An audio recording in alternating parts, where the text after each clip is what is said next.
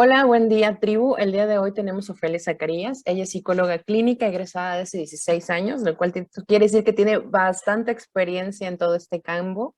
Ella es de León, Guanajuato, y pues te quiero agradecer mucho el hecho de que estés aquí en mi tribu. Muchísimas gracias, Gaby. Buenos días a todas, buen día a todas, mejor dicho. Hoy, pues voy a hablar acerca de algo muy importante que como nosotras, de manera especial como mujeres, necesitamos, porque generalmente descuidamos mucho esta parte, que es el autocuidado emocional.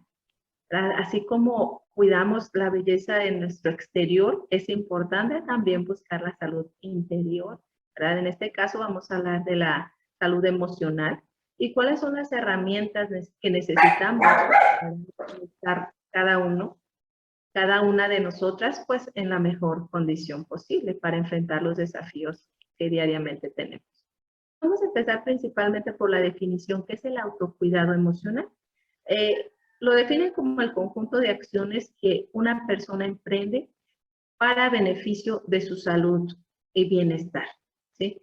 Entonces vemos que no solamente abarca una cosa, sino son varios factores los que se necesitan para lograr ese cuidado. Y es precisamente lo que vamos a hablar, herramientas, ¿verdad? Tips o consejos, como podemos llamarlos, para nosotras aplicarlos a nuestra vida. Obviamente hay que ser honestas y hay que ser realistas, que esto no se logra de la noche a la mañana, pero sí es importante, ¿verdad?, ir paso a paso.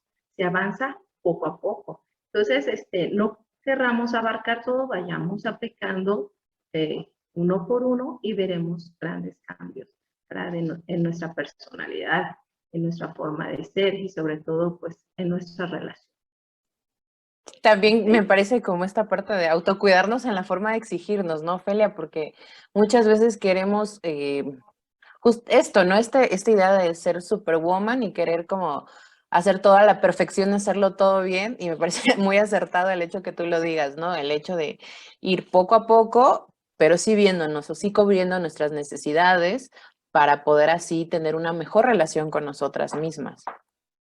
Así es, de esto vamos a hablar y la primera parte o la primera herramienta, Gaby, que aconsejo yo es la expresión de las emociones y los sentimientos.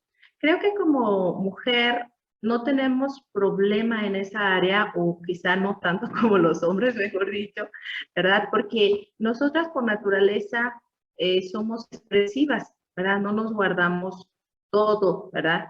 Pero es cierto que a veces no lo expresamos de la debida manera, ¿verdad? Me refiero, por ejemplo, a cuando hay estallamos en ira o estallamos en llanto. Es decir, está bien la expresión, pero hay que tener cuidado en cómo la expresamos, ¿verdad?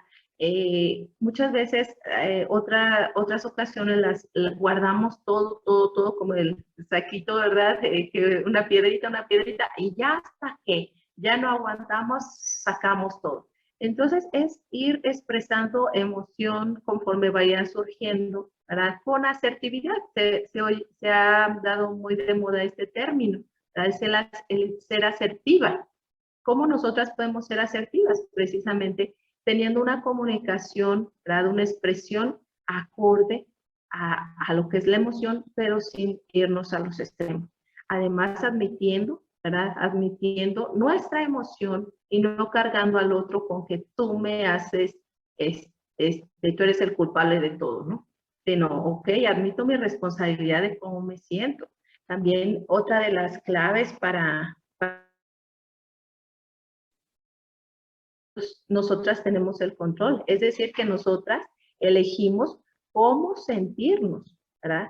Yo elijo cómo sentir, yo decido cómo reaccionar ante esa circunstancia. Entonces, eso es bien importante entenderlo para saber el poder que tenemos. Un tema bastante profundo porque creo que es, o sea, justamente el saber manejar nuestras emociones es algo complicado porque, como tú bien decías, desde la estructura a las mujeres se nos ha permitido demostrar más ciertas emociones y a los varones otras. Y entonces eso hace que tengamos muchas faltas en cuanto a saber expresar adecuadamente nuestras emociones, ya que no nacemos con esta educación o lo que decía, ¿no? Esta inteligencia emocional de poder saber o reconocer qué me pasa o qué me ocurre, porque muchas veces ni siquiera me doy cuenta, actúo de una forma automática, porque es algo que ya aprendí cuando era quizás niña o antes, y no me doy a la tarea de ver si la forma en cómo estoy reaccionando con esta emoción está siendo adecuada o está siendo exagerada o la estoy disminuyendo también. Y justo esto, ¿no? Romper la sensación, o sea, más bien como la comunicación conmigo misma y con mis emociones, eso va a romper también la forma en cómo yo me comporte, ¿no? Como yo actúo ante los otros. Así es, Gaby. Y pues recomiendo algunos ejercicios, ¿verdad? Que nosotras podemos hacer para manejar las emociones. Uno de ellos es escribir. A mí me ha servido mucho escribir cómo me siento, ¿verdad? Para desahogo. También, por ejemplo, golpear una almohada, golpear un saco, ¿verdad? Para sacar a veces el enojo, la ira, que sabemos que no es correcto. Nos han enseñado cómo, pero que no quede adentro para que nos dañe, sino sacarla, ¿verdad? De una forma más saludable. Llorar a solas, llorar abiertamente, ¿verdad? Y los ejercicios de respiración, ¿verdad? También para lo que es el control de nuestras emociones, una respiración profunda. También nos ayuda mucho, por ejemplo, conocer sobre el manejo del estrés. A veces, como bien dices, no sabemos qué nos ocurre. A veces estamos estresadas simplemente, ¿no? Entonces, es necesario saber cuáles son los síntomas también cuando estamos ansiosas, cuando estamos estresadas, para saber bajar esas emociones, ¿verdad? Y no caer a veces tristemente en desahogos que no son saludables. La vida se vuelve tan rutinaria que empezamos a vivir para los otros, ¿no? Para complacer a la familia, a la pareja, a los amigos, ¿no? Pero no hay de regreso, ¿no? Y genial, ¿no? Esto que dices, ¿no? Empezar a ir viéndonos, empezar a reconocernos, porque así como es importante reconocer a los otros, porque obviamente es importante, no hay que olvidar que la primera persona que debemos de reconocer es a nosotros mismos. Así es, Gaby. Precisamente esa es la siguiente herramienta, ¿verdad? De la que vamos a hablar. En relación a las buenas relaciones o tener una red de apoyo, ¿verdad? Llámese familia, amigos, ¿verdad? Pareja, hijos. Pero lo más importante, como bien decías, es la relación con nosotras mismas. Tu relación contigo misma debe de empezar porque nadie puede dar lo que no tiene. Si no tiene una buena relación consigo misma, ¿cómo va a ser capaz de relacionarse significativamente con el otro? Entonces partimos de allí. Nuestra imagen mental. ¿Cuál es la imagen mental de mí misma? ¿Cómo me veo? Estaba leyendo hace algunas semanas en relación a un libro que decía, ¿te ves como una papa o como un durazno? ¿Verdad? Es decir, ¿cómo está tu autoestima? ¿Cómo está tu imagen mental? ¿Cómo te ves como mujer? ¿Te ves como una mujer valiosa, una mujer digna, una mujer con un valor, ¿verdad? Intrínseco, no por lo que hace, no por lo que dice, sino simplemente porque existes, ¿verdad? Simplemente porque existes, eres una persona valiosa. Entonces, partir de allí, teniendo una buena relación contigo misma, tener una buena comunicación, también cómo te hablas a ti misma. Generalmente lo pensamos mucho para dirigirnos al otro, ¿verdad? Pero, ¿y a nosotras qué? ¿Nos maltratamos? ¿O nos consentimos, nos chiqueamos, nos hablamos bonito? ¿O cómo nos hablamos, verdad? Esto es súper importante porque la comunicación, ¿verdad? La comunicación contigo misma es esencial para amarte, para valorarte. Entonces, esto partimos de ahí en esta herramienta, ¿verdad? Buenas relaciones, está bien tener relaciones significativas, pero vamos a comenzar contigo mismo. Pues bueno, vamos a cerrar, Gaby, con la última herramienta y hablabas tú de la espiritualidad. Es la última parte que no es menos importante por dejarla al final, ¿verdad? Al contrario, la considero la más importante, pero ciertamente también entra en la espiritualidad el sentido de propósito de tu vida. Yo creo que para lo que es el autocuidado emocional es necesario saber por qué estás aquí, cuál es tu propósito. Y una de las formas para autocuidarnos y llegar a ese punto de sentirnos satisfechas con nosotras mismas es el servicio, ¿sí? El servicio. Primeramente a nosotras, ¿verdad?